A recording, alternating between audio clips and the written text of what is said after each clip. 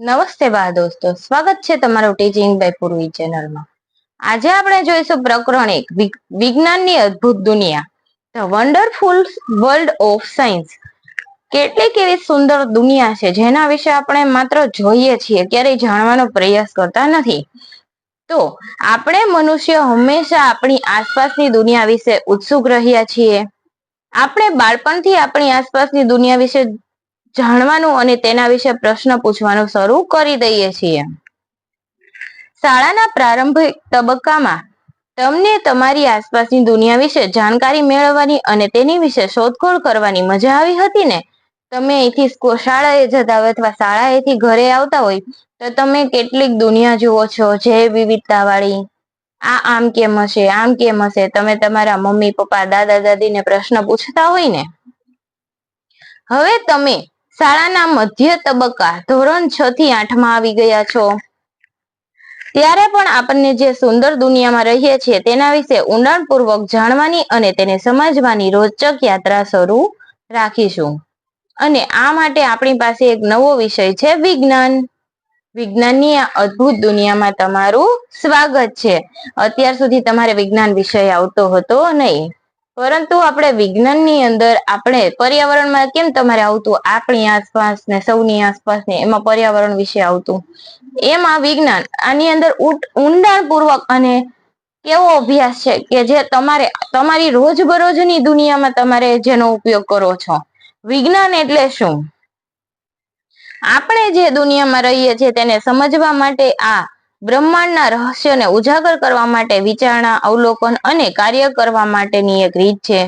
તમે આને એક મોટા રોચક કાર્ય તરીકે વિચારો, જેમાં આપણે પ્રશ્ન પૂછીશું, દુનિયા વિશે ઊંડાણપૂર્વક જાણકારી મેળવીશું અને તે કેવી રીતે ચાલે છે તે સમજવા માટે પ્રયત્ન કરીશું। આના માટે તમારે સૌથી જરૂર છે આપણે કુતૂહલ થવું। તેના ઉપરથી જ આ પુસ્તકનું શીર્ષક કુતૂહલ રાખવામાં આવ્યું છે। જોયું તમે આગળ, તમે પાઠ્યપુસ્તક ઉપર જુઓ તો વિજ્ઞાન કુતૂહલ એવું લખ્યું છે, વિજ્ઞાન કુતૂહલ। અહીંયા રહ્યું એમનું શીર્ષક, કેમ આપેલું છે? કુતૂહલ। હવે તમને ખ્યાલ આવી ગયો ને? આપણે કુતૂહલ થવું, તેના જ પરથી શીર્ષકનું નામ કુતૂહલ રાખવામાં આવ્યું છે।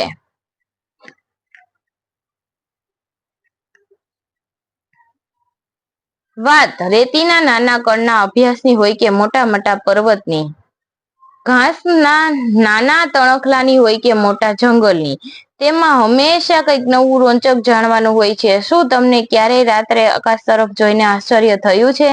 આ તારા શા માટે ટમટમે છે? કોઈ ફૂલને ખીલતા જોઈને એવું ક્યારે વિચાર્યું છે કે આ કેવી રીતે ખીલે છે? કેવી રીતે ખબર પડે છે કે ક્યારે ખીલવાનું છે? તમે આવા દ્રશ્યો ઘણી વખત જોયા હશે, પર્વતીય વિસ્તારના તારાનું ટમટમવું। આ બધું તમામ વિજ્ઞાનને આધારિત છે। આ તો આવી અનેક અજાયબીઓના થોડા ઉદાહરણ જ અજાયબીઓના રહસ્યો પરથી આપણે પડદો ઉઠાવવામાં મદદ કરે છે। વિજ્ઞાનની મજાની વાત એ છે કે જો રણ, દરિયા કિનારો, તારાનું ટમટમવું, સૂર્યનું ઉગવું, સૂર્યનું આથમવું, આ તમામ લોજિક વિજ્ઞાનને આધારિત છે। જો સરસ મજાના ચલચિત્રો આપ્યા છે તમને, રણ, દરિયા કિનારાનું, આગળ પર્વતીય વિસ્તારનું આપેલું હતું। તે દરેક જગ્યાએ મહાસાગરની ઊંડાઈથી લઈને અવકાશની વિશાળતા સુધી, રસોડામાં બનતી રસોઈથી લઈને રમતના મેદાનની ઘટનાઓ સુધી વિજ્ઞાનની કેટલીક અભૂતપૂર્વ શોધો છે આવી જ અકલ્પનીય જગ્યા ઉપર થયેલી છે। પછી જુઓ, મહાસાગરને અંદરનું દ્રશ્ય આપેલું છે, જે વિવિધતા જોવા મળે છે, આકાશ ગંગા। વિજ્ઞાન એક વિશાળ અને અંતહીન જક્સો પઝલ, નાના નાના ટુકડાઓ જોડીને પૂર્ણ ચિત્ર બનાવવા જેવું છે। આપણે કરેલી દરેક નવી શોધ આ પઝલમાં એક નાનો ટુકડો જોડે છે। અને આ પઝલની સૌથી મજાની વાત તમને ખબર છે? આપણે શું કેટલું શોધી શકીએ તેની કોઈ સીમા જ નથી, કારણ કે જ્ઞાનનો દરેક નવો ટુકડો નવા પ્રશ્નો, નવી શોધ તરફ લઈ જાય છે। ક્યારેક આપણને ખ્યાલ આવે છે કે આ પઝલનો કોઈ એક ટુકડો ખોટી જગ્યાએ મુકાઈ ગયો છે। હવે તેની જગ્યા બદલવાની જરૂર છે. આમ નવી શોધો ઘણીવાર વિશ્વ વિશેની આપણી અગાઉ સમજને બદલી નાખે છે. તમે જેમ જેમ આ પુસ્તકમાં આગળ વધશો ને તેમ તેમ રોચક વિચારો અને વિચાર પ્રેરક પ્રયોગોમાંથી પસાર થશો. એ પણ જાણશો કે આપણા રોજિંદા જીવનમાં કેવી રીતે સાયન્સ ઉપયોગી છે. અનુમાન કરો કે આપણી આ રીતને વધુ ને વધુ શોધ કરતા જઈએ તો શું થાય?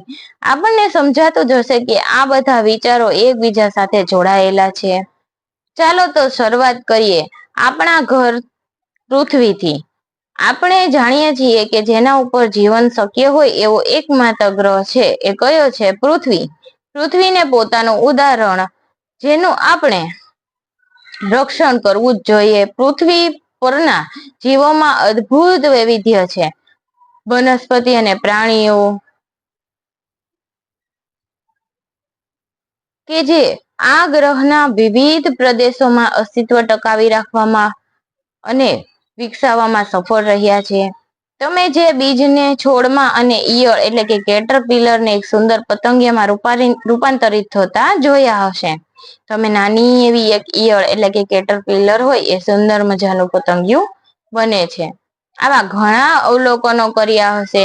વનસ્પતિ અને પ્રાણીઓ કેવી રીતે વૃદ્ધિ પામતા હશે? આપણને ઘણી વખત એક નાનો એવો કીડો જોયો હશે ને ઈ કીડો છે રેશમ ઉત્પન્ન કરે છે. આપણે આગળ આવા કેટલાય આપણે ઉદાહરણો જોઈ ગયા પણ આપણે એની પાછળનું લોજિક ખબર હોય નહીં. વનસ્પતિ અને પ્રાણીઓ વિશે આપણે કેટલું જોયું હોય પણ આપણને ખ્યાલ હોય નહીં. આપણા શરીરની વૃદ્ધિ માટે આપણે ખોરાકની જરૂર હોય છે. ખાસ કરીને ભારત જેવા વિશાળ અને વૈવિધ્યપૂર્ણ દેશમાં ભોજન એક રસપ્રદ વિષય છે. આપણા દેશમાં વિવિધ પ્રકારની ભોજન શૈલીમાં તેમાં ઘણી બધી સ્વાદિષ્ટ વાનગીઓ છે. તે શામાંથી બને છે? આપણે જાણીએ છીએ કે કેવી રીતે. તમે જુઓ સાઉથ સાઈડ જાઓ, દક્ષિણ ગુજરાત સાઈડ જાઓ તો તમને શું જોવા મળે? ઈડલી, ઢોસા. ત્યારબાદ તમે ગુજરાતમાં આવો તો તમને ઊંધિયું, પુરી, જલેબી, ફાફડા. ત્યારબાદ તમે ડાંગ બાજુ જાઓ તો ત્યાં ચોખાની વસ્તુઓ વધારે બને. અલગ અલગ વાતાવરણમાં અલગ અલગ જીવનશૈલી સાધવા માટે હવામાનને આધીન ખોરાક પાણીની જરૂર હોય છે. તમે ભારતના હિમાચલ પ્રદેશમાં જાઓ ઠંડા પ્રદેશમાં તો તેમને ત્યાં દાળ, ચાવલ, મસાલેદાર ખાવાની વાનગી છે એ વધારે મળે. આપણે આપણું અસ્તિત્વ ટકાવી રાખવા માટે ખોરાકની સાથે સાથે પાણીની પણ જરૂર પડે છે. પાણી ખરેખર એક અદ્ભુત પદાર્થ છે. શું તમે ક્યારે વરસાદના પાણીમાં ખાબોચિયામાં કૂદ્યા છો? તમે ઘણી વખત નાના નાના હોય ત્યારે ખાબોચિયાની અંદર કૂદકા મારેલા હશે. અને ખાબોચિયાની અંદર કૂદકા મારો ત્યારે તમને શું અનુભવ થયો છે? શું તમે ધ્યાન આપ્યું છે કે પાણીને ઠંડુ પાડતા તે થીજી જાય છે અને બરફ બની જાય છે? જો પાણીને તમે ઘન સ્વરૂપમાં ફેરવો તો એ શું બની જાય? બરફ. અને ગરમ કરતા તે ઉકળીને વરાળ બની જાય. હવે જુઓ તો પાણીને તમે તાપમાન આપો, ગરમ કરો તો એ શું થઈ જાય? તાપમાનને ગરમ કરતા એ શું થાય? હવા બની જાય ને. અને એ હવા ઊંચી ચડી અને એમાં ઠારણની પ્રક્રિયા થઈ, ઘનીભવન થઈ અને વાદળો બંધાય. વાદળોમાંથી પાછો વરસાદ આવે. અને વરસાદ આવતો હોય ત્યારે પાણીનું સ્વરૂપ કેવું હોય? પ્રવાહી સ્વરૂપ. એને એકવીયસ ફોર્મ કહેવામાં આવે છે. શું તમને ઉનાળામાં ઠંડુ પાણી પીવાની અથવા તો શિયાળામાં હુંફાળા ગરમ પાણીથી સ્નાન કરવાની મજા આવે? કોઈ શિયાળામાં બરફના પાણીથી નાય? નો નાય. કેમ કે ત્યારે વાતાવરણ કેવું છે? ઠંડુ. ઉનાળામાં કોઈ ગરમ પાણીથી નાય? નહીં. કેમ કે બહારનું વાતાવરણ કેવું છે? ગરમ. તો આપણે અનુકૂલન સાધવા માટે પાણી નોર્મલ ટેમ્પરેચરે હોય એવા પાણીથી નાહીએ. આપણે ગરમ અને ઠંડાને કેવી રીતે સમજી શકીએ છીએ? જો આપણે અનુભવી શકીએ છીએ ને ગરમ પાણીને અને ઠંડા પાણીને. તમે ટચ કરો તો તમને ખ્યાલ આવે કે કોની અંદર શું ફેરફાર છે. પાણી હોય કે પછી તાવમાં તપતું આપણું શરીર હોય. કોઈ વસ્તુ આટલી ગરમ કેમ છે તે શોધવાનું મહત્વનું છે. હવે આપણે શું થાય કે આ ગરમ કેમ છે? આ ઠંડુ કેમ છે? આવા વિચાર આવે. વળી આપણી આસપાસ અનેક પ્રકારની ઘણી બધી વસ્તુઓ રહેલી છે. આપણે જેના પર લખીએ છીએ તે કાગળ, ધાતુની ચાવી, કંપાસ પેટીમાંની પ્લાસ્ટિકની ફૂટપટ્ટી, ભૂસવાનું રબર અને પેટીના ઢાંકણને બંધ રાખતું ચુંબક. આપણે પહેરીએ છીએ તે કપડા, દૂધ પીવા માટેનો પ્યાલો અને બીજી ઘણી બધી વસ્તુઓ તે શેમાંથી બનેલી છે? જુઓ તો આપણે ધાતુની ચાવી છે, ધાતુમાંથી બનેલી છે. કાગળ છે, વનસ્પતિમાંથી બનેલો છે. આ બધાની પ્રોસેસ શું છે? રિસાયકલ શું છે? રીયુઝ શું છે? ડિફ્યુઝ શું છે? આ બધાનો આપણે આગળ જતા ઉપયોગ કરશું. તમે જોજો ઘણી વખત આંગણવાડીમાં જાઓ ને ત્યારે એમાં લખેલું હોય 3R વિશે. અહીંયા રીયુઝ થાય છે, અહીંયા રિસાયકલ થાય છે. એમાં જો માનો કે કોઈ વિઘટનીય કચરો હોય તો એ અલગ બોક્સમાં નાખવાનો હોય, જેમાંથી વિઘટન થઈ અને બાયોગેસનું ઉત્પાદન કરવામાં આવે. પ્લાસ્ટિકની ફૂટપટ્ટી, પ્લાસ્ટિક શેમાંથી બનેલું છે? રબર શેમાંથી બનેલું છે? પેટીના ઢાંકણને બંધ રાખતું ચુંબક શામાંથી બનેલું છે? આપણે વિવિધ સામગ્રીને એકબીજાથી કેવી રીતે અલગ કરી શકીએ? માનો કે આ ઘન છે, આ પ્રવાહી છે, આ વાયુ છે, આ પ્લાઝમા અવસ્થામાં છે. પદાર્થની 5 અવસ્થા છે: ઘન, પ્રવાહી, વાયુ, પ્લાઝમા. હવે આપણે આ બધું સાયન્સની અંદર જ આવે. તમે જેમ જેમ આગળ જાશો 6ઠામાં, 7મામાં, 8મામાં, ત્યારે તમારે આ બધી ન્યૂટનના ગતિના નિયમ આ બધું આવશે. આપણે જેમ જેમ આ પુસ્તકનો વધુ અભ્યાસ કરીશું તેમ તેમ આપણી પાસે પૃથ્વી પરની દરેક વસ્તુઓના ઘટના વિશેના પ્રશ્નોની અનંત યાદી બનતી જશે. હવે માનો કે કોઈ સ્થિર પદાર્થ હોય, એ સ્થિર જ શું કામ રહે છે? તેમને બાહ્ય બળ આપવામાં આવે તો એ ગતિ કરવા માંડે. માનો કે બોલ હોય, એ બોલ સ્થિર ને સ્થિર કેમ રહે? આપણે એને ધક્કો મારીએ તો એ ગતિ કરવા માંડે, સરકવા માંડે, ગબડવા માંડે. કોઈ સમતલ વસ્તુને તમે સરકાવો તો એ બહારનું બળ લગાડો તો સ્થિર પદાર્થ છે સ્થિર રહે અને પોતાનો અચળ ગતિ પદાર્થ હોય અચળ ગતિ પોતાની જાળવી રાખે. ન્યૂટનના, ગેલિલિયોના કેટલા બધાના નિયમો આવશે. વક્રી ભવનના, પૃથ્વીની બહારની બાબતો જેવી કે સૂર્ય, ચંદ્ર અને આકાશમાં ટમટમતા લાખો તારાઓ વિશે પ્રશ્ન પૂછી શકીએ છીએ. આકાશ ગંગા, બ્રહ્માંડ, ભૌતિક વિજ્ઞાન. આખો વિજ્ઞાનની અંદર પણ 3 પ્રકાર આવે: ભૌતિક વિજ્ઞાન, રાસાયણિક વિજ્ઞાન અને જીવ વિજ્ઞાન. જીવનું આખું અલગ વિજ્ઞાન આવે, એને બાયોલોજી કહેવાય. રસાયણ એટલે કે પાણીનું અણુસૂત્ર શું થાય? H2O. એને શું કહેવાય? રસાયણ. આખું રસાયણ ઉપરથી બનતું. માનો કે એસિડ, બેઝ, ક્ષાર, રસાયણ વિજ્ઞાન. અને ભૌતિક વિજ્ઞાન તો કે ખગોળ, આખું બ્રહ્માંડ વિશે આપણે જઈએ. તારાનો વક્રી ભવનાંક કેટલો હોય, કયો તારો લાલ કેમ દેખાય, અમુક બ્રહ્માંડની અંદર આકાશગંગાઓ આવેલી છે. કેટલી આકાશગંગા આવેલી છે? ગુરુત્વાકર્ષણના નિયમ. કોઈ પદાર્થને તમે ઉપર ફેંકો તો એ ઉપર ને ઉપર કેમ નથી રહેતો? નીચે જ કેમ પડે છે? કેમ ત્રાસો નથી વહી જતો? કેમ આડાઅવળો નથી વહી જતો? આ બધું જ ભૌતિક વિજ્ઞાનની અંદર આવે. તમે પર્ણની રચના વિશે શીખતા હો કે વસ્તુઓને કેવી રીતે ગતિ કરે છે તેના વિશે, કે પછી મગફળીના બીજના છોતરાને કેવી રીતે અલગ કરી શકાય. આ પુસ્તકનું દરેક પ્રકરણમાં તમારી પૃચ્છા એટલે કે ઇન્ક્વાયરીનો ભાવ જાગૃત કરશે. ઈચ્છા છે કે તમારા મનની અંદર અનેક પ્રશ્નો ઉદ્ભવશે. તમે વિજ્ઞાન અને ટેકનોલોજી હાથમાં લેશો એટલે તમારું માઇન્ડ કેવું થઈ જશે? વિકસિત એકદમ. કદાચ તમારું ધ્યાન પણ નહીં ગયું હોય કે આમાંના ઘણા પ્રશ્નોનો જવાબ શોધવાનું પણ શરૂ કરી દીધી છે. ધારો કે લખતા લખતા મારી પેન અટકી જાય છે તો તમે શું કરશો? કદાચ તમારી જાતને તમે પ્રશ્ન પૂછશો, મારી પેન લખતા લખતા શા માટે અટકી ગઈ? તમે અનુમાન કરશો કે શાહી પૂરી થઈ ગઈ.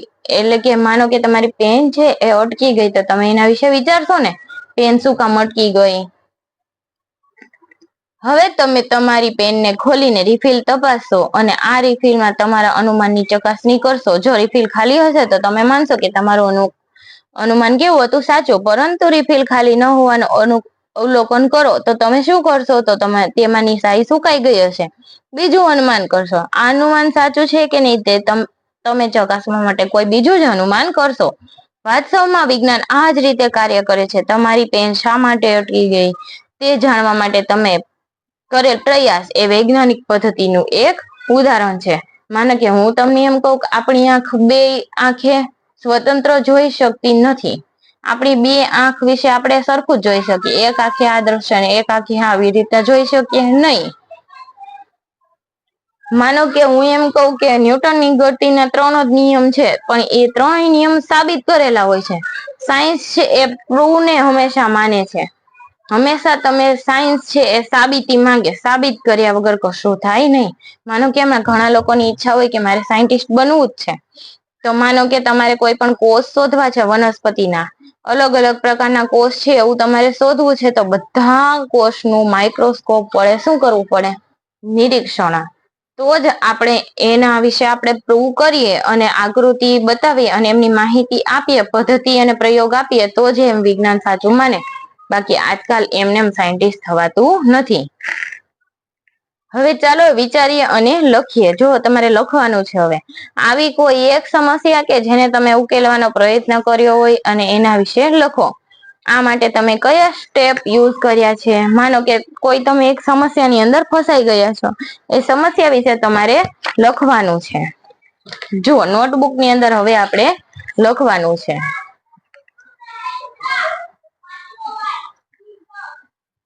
આપણે શરૂઆત કરી દઈએ નોટની અંદર, શુભ શરૂઆત.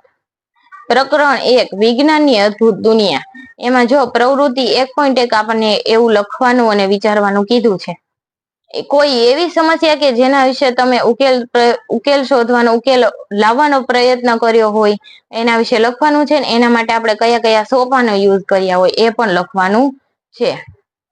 જો હું એકવાર ફ્રી બેઠી હતી ને ત્યારે મેં શું જોયું? મારા છોડના પાંદડા. શું જોયું? મારા છોડના પાંદડા. એ કેવા પડી રહ્યા હતા? પીળા. જો મારા છોડના પાંદડા છે એ પીળા પડી રહ્યા હતા. હવે એને જોઈને મેં શું શું વિચાર કર્યા હશે? જુઓ તો, આ પીળા શું કામ પડ્યા? પેલા મેં એ છોડને ધ્યાનથી જોયો, પાણી રોજ ઓછું છે કે વધુ છે એ તપાસ્યું. પેલા જુઓ તો, પાણી વધારે પડી જાય તો એ કેવું જાય? પચકી જાય ગુજરાતી ભાષામાં, એટલે કે બળી જાય. અને પાણી ઓછું હોય તો પણ એ સુકાઈ જાય. એટલે રોજ યોગ્ય માત્રામાં પાણી આપ્યું. છોડને સૂર્યપ્રકાશ મળે તેવી જગ્યાએ રાખ્યો. થોડા દિવસ પછી ફરી તપાસ કરી તો પરિણામ શું મળ્યું? છોડ ફરીથી તાજો અને લીલો થઈ ગયો. આપણે સતત જેનું કેર કરીએ અને માર્ગદર્શન એની ઉપર રાખીએ, માનો કે તમારી ઉપર જ સતત હું માર્ગદર્શન રાખું, તો તમે કેવા થઈ જાવ? ચકોર. તમને ખ્યાલ આવી જાય ને, આડી અવળી પ્રવૃત્તિ કરતા હોય તો એ તમે બંધ કરી દો. એકબીજાની સામે જોઈને હસવાનું. પછી હું તમારી પર સતત માર્ગદર્શન આપું તમને, અને હું તમારી પાસેથી વર્ક કરાવું, તો તમે બધા હીરા જ છો. એ કેવો ધરાવવા મળો? ચળકાટ. તો મારી સમસ્યા સોલ્વ થઈ ગઈ, મારા વિદ્યાર્થીઓ થઈ ગયા હોશિયાર. તો અહીંયા પ્રવૃત્તિ 1.1 કેવી થઈ ગઈ? પૂરી. વિજ્ઞાન એ માત્ર તથ્યો અને આંકડાઓ યાદ રાખવા અથવા પ્રયોગો કરવા વિશે નથી. વિજ્ઞાન એક એવી પ્રક્રિયા, ક્રમિક સોપાનને અનુસરવું કે જેના પ્રશ્નો આપણને થતા મદદરૂપ થાય છે. કયા સોપાન? જેને આપણે અનુસરી શકીએ. સૌ પ્રથમ આપણને જે બાબત રસપ્રદ લાગે અથવા આપણે સમજી શકતા નથી, આપણે તેનું શું કરીએ? અવલોકન કરીએ. આ અવલોકન આપણને આશ્ચર્યચકિત કરે અને કદાચ આપણને તેના વિશે પ્રશ્ન ઉદ્ભવે. ત્યારબાદ આપણે તે પ્રશ્નના સંભવિત જવાબનું અનુમાન કરીએ.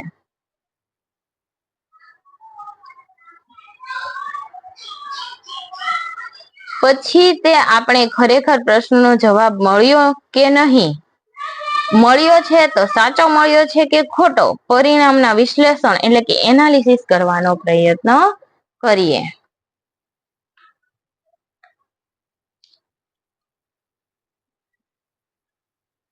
પછી જોઈએ વૈજ્ઞાનિકો વાળું. વૈજ્ઞાનિકો એટલે એવા લોકો કે જે સમસ્યાનો ઉકેલ મેળવવા કે કોઈ નવી શોધ કરવા વૈજ્ઞાનિક પદ્ધતિનો ઉપયોગ કરે છે.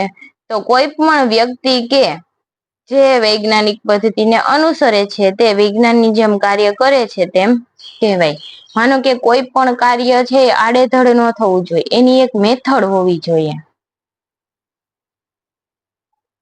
રસોઈ બનાવતી વખતે કુકરમાંથી દાળ છે એ બહાર તરફ નીકળતી હોય તો જોઈને નવાઈ લાગે કે શું કુકરમાં વધુ પડતું પાણી છે.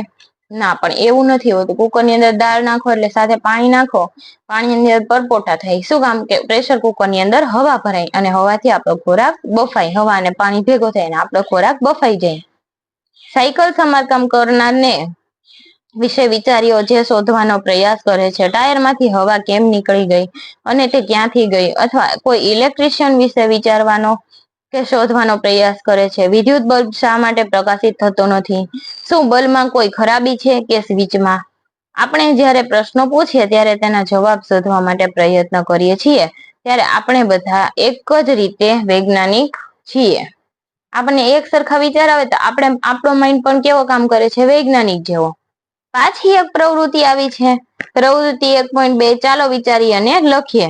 રોજિંદા જીવનની કોઈ એક પરિસ્થિતિનું એવું વર્ણન કરો કે જે વ્યક્તિ રોજ વૈજ્ઞાનિક પદ્ધતિને અનુસરે છે. માનો કે કોઈ વ્યક્તિ છે વિજ્ઞાનનો ઉપયોગ કરે તો એને ખબર હોય નહીં. માનો કે સાયકલ વાળો છે એ પંચર કરતો હોય તો એને ન ખબર હોય કે હું આમાં સાયન્સનું લોજિક વાપરું છું, પણ એનું લોજિક શું હોય છે? એક સાયન્સ જ. પ્રવૃત્તિ 1.2 ચાલો વિચારીએ અને લખીએ. આપણો પ્રશ્ન શું હતો? રોજિંદા જીવનની કોઈ એક પરિસ્થિતિનું વર્ણન કરો કે જ્યાં તમને લાગે કે કોઈ એક વ્યક્તિ છે વિજ્ઞાન પદ્ધતિને અનુસરે છે. હવે એનો જવાબ શું છે આપણે જોઈએ. પરિસ્થિતિ: મારી સાયકલનું ટાયરમાં વારંવાર પંચર થઈ જતું હતું.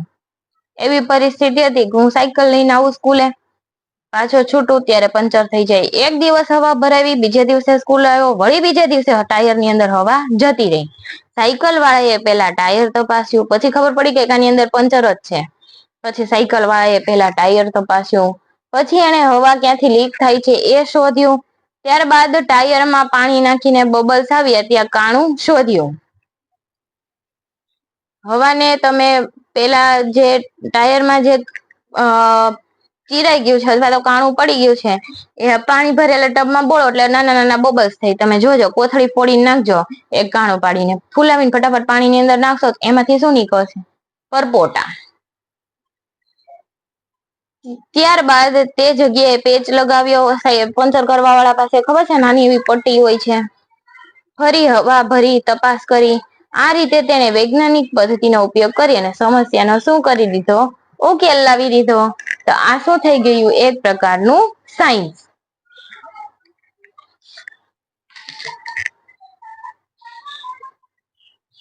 શું તમને ખ્યાલ છે કે બધી પરિસ્થિતિની અંદર વિજ્ઞાનનો આપણે એક રોજબરોજની ક્રિયામાં એક હદ સુધી વૈજ્ઞાનિક પદ્ધતિનો ઉપયોગ કરે જ છીએ, પરંતુ વિજ્ઞાનનું શિક્ષણ આપવામાં મોટી સમસ્યાઓના સમાધાન અને બ્રહ્માંડના ગૂંઠભર્યા રહસ્યોના ઉકેલ મેળવવાની ક્ષમતામાં વધારો આવે છે. સારી રીતે વિજ્ઞાન શીખવા માટે પહેલી અને સૌથી મહત્વની બાબત એ છે કે આપણે જેને જિજ્ઞાસુ કહીએ છીએ આપણી આસપાસની બાબતોનું ધ્યાન કેવી રીતે અવલોકન કરીએ છીએ. યાદ રાખજો કે આપણે જિજ્ઞાસુ કેવા છીએ તો કે કેવી રીતે, શા માટે, એવું આ બધા પ્રશ્ન આપણને જાગતા હોય તો આપણે વિજ્ઞાનની અંદર ઇન્ટરેસ્ટ ધરાવીએ છીએ. અને હજુ કેટલીક એવી બાબત છે કે જેની શોધ કરવાની બાકી છે, અને શોધ કોણે કરવાની છે? તમારે. કેમ કે તમારે સાયન્ટિસ્ટ બનવું હોય તો એની શોધ કોણે કરવી પડે? તમારે. એક પ્રવૃત્તિ આપેલી છે 1.3 ચાલો વિચારીએ અને લખીએ. શું કોઈ ઘટના વિશે શા માટે એવો પ્રશ્ન પૂછવામાં આવ્યો હોય તો તમે શાના વિશે પૂછશો? તમે તમારા પ્રશ્નનો જવાબ શોધવા માટે કેવા કેવા પ્રયત્ન કરશો? હવે મનની અંદર એક પ્રશ્ન થાય છે. એ પ્રશ્ન કેવો? કે પ્રશ્નનો જવાબ વિશે કોઈ આપણને પૂછતું હોય. જો તમને કોઈ વસ્તુ કે ઘટના વિશે શા માટે એવો પ્રશ્ન પૂછે તો તમે શાના વિશે પૂછશો? હું તો પૂછું કે વરસાદ પછી આકાશમાં મેઘધનુષ્ય શા માટે દેખાય છે?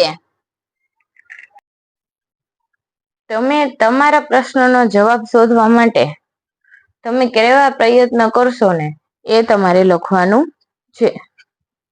તો જુઓ, તો પહેલા હું શિક્ષક અથવા માતા પિતાને પૂછવું, પછી પુસ્તક અથવા ઇન્ટરનેટના મદદથી માહિતી શોધવું. અમે કંઈક હોમવર્ક આપ્યું હોય તો તમે શેનાથી માહિતી શોધો છો? ઘરે જઈને યુટ્યુબમાં જુઓ, ત્યારબાદ શેમાં જુઓ? કોઈ પ્રકાશનના વિડીયો હોય એની અંદર જુઓ તો તમે માહિતી શોધવાનો ઇન્ટરનેટની મદદથી પ્રયત્ન કરો છો કે ને? વિડીયો જોઈને સમજવાનો પ્રયત્ન કરો, મિત્રો સાથે ચર્ચા કરું, મળેલી માહિતી ઉપરથી જવાબ સમજી લો. આપણે આવા પ્રયત્નો કરતા હોઈએ અને પછી આપણે પ્રયત્ન કર્યા પછી જવાબ મળે તો આપણે કેવા થઈ જઈએ, ખુશ અને આપણને કેવો જવાબ મળે, એક સંતોષદાયક. કેમ કે 2-3 જગ્યાએ પૂછ્યું હોય બધેથી જવાબ સરખો મળે તો આપણે શું ધારી લઈએ કે આપણું તારણ કેવું છે, સરખું.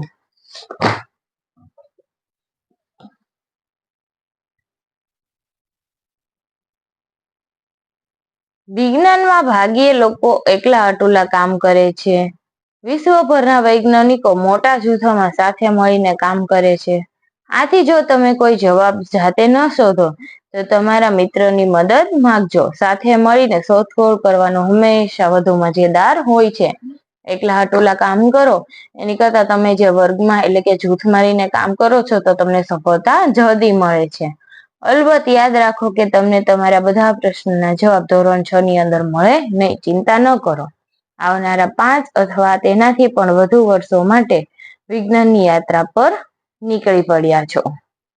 હવે તમને કોઈ તમારા પ્રશ્નનો જવાબ ન મળે તો તમારે માનો કે આ પહેલા જ ચેપ્ટર ની અંદર અથવા તો ધોરણ 6 ની અંદર ના મળે. કેમ કે વિજ્ઞાન ની અંદર 3 પ્રકાર આવે: ભૌતિક વિજ્ઞાન, રસાયણ વિજ્ઞાન અને જીવ વિજ્ઞાન. રસાયણ ની અંદર H2O એટલે કે પાણીનું સૂત્ર છે, આ છે તે છે. પછી ભૌતિક વિજ્ઞાન ની અંદર ખગોળીય વિજ્ઞાન હોય. જીવ વિજ્ઞાન ની અંદર દરેક જીવો વિશે હોય. તો આ માહિતી છે તમને એક વખત ની અંદર ના પણ મળે તો વિજ્ઞાનની અંદર તમે પગ મૂક્યો છે તો કેટલાક વર્ષો સાથે તમારે વિજ્ઞાન સાથે સંબંધ જોડીને રાખવાનો છે. ત્યારબાદ જુઓ, સરસ મજાનું ચિત્ર આપેલું છે. મિત્રો સાથે વરસાદની અંદર કોણ કોણ નાહ્યું છે એકવાર કોમેન્ટની અંદર જણાવો તો. જે રીતે બાળકો વરસાદની મજા માણે છે તેવી રીતે વિજ્ઞાન પણ એક સરસ મજાની શોધ યાત્રા જેવું છે. વિજ્ઞાનની આ યાત્રાનો આનંદ માણો, શોધખોળ કરતા રહો અને બ્રહ્માંડના અદ્ભુત રહસ્ય વિશે વિચારવાનું અને પ્રશ્ન પૂછવાનું ક્યારેય ન છોડશો. વિજ્ઞાનની અંદર તમે પગ મૂક્યો છે તો ક્યારે પણ તમે એની અંદર હાર ન માની લેશો. પ્રશ્ન ન પૂછવો. શા માટે પૂછવાથી તો પ્રશ્નનો ઉદ્ભવ થાય છે. એક સમજદાર વ્યક્તિ બનવા માટે તમારે શા માટે એવું પૂછનાર વ્યક્તિ બનવું તો જરૂરી છે. સમજ્યા તમે? તો તમે વિજ્ઞાનની અંદર ક્યારેક એવું નહીં પૂછો કે શા માટે, તો તમને પ્રશ્નનો જવાબ કોણ આપશે? શું તમે વિજ્ઞાનની આ રોમાંચક યાત્રા પર જવા માટે તૈયાર છો ને? તો ચાલો આ યાત્રા શરૂ કરીએ. વિજ્ઞાનની શોધ છે એ બધી કેવી છે? રસપ્રદ છે. કોણે આમ કર્યું, કોણે શું કર્યું. તો તમે આ વિડીયોની અંદર મજા આવી હોય તો પ્રકરણ 2 ની અંદર તો અલગ જ મજા આવશે. તમે તમારા મિત્રો સાથે આ વિડીયો જરૂરથી શેર કરજો. વિડીયોને લાઈક કરો, કોમેન્ટ કરો અને ચેનલને સબસ્ક્રાઈબ કરવાનું ભૂલતા નહીં. થેન્ક યુ બાળ દોસ્તો.